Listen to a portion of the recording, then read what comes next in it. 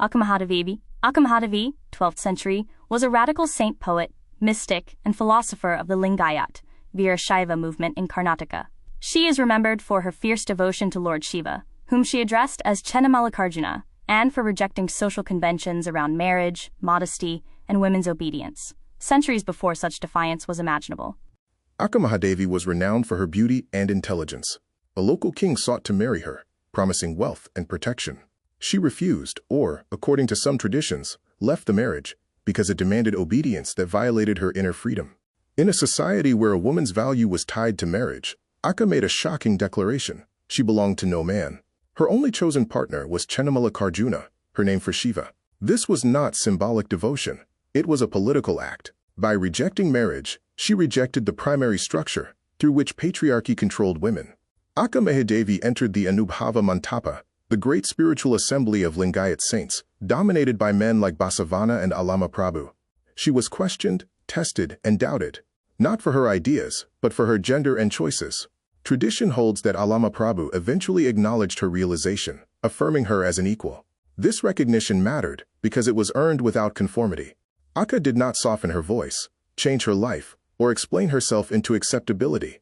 Around 900 years ago in southern India, there lived a female mystic called Akka Mahadevi. Akka was a devotee of Shiva. Ever since her childhood, she has regarded Shiva as her beloved, her husband. It was not just a belief, for her it was a living reality. A king saw this beautiful young woman one day and decided he wanted her as his wife. She refused.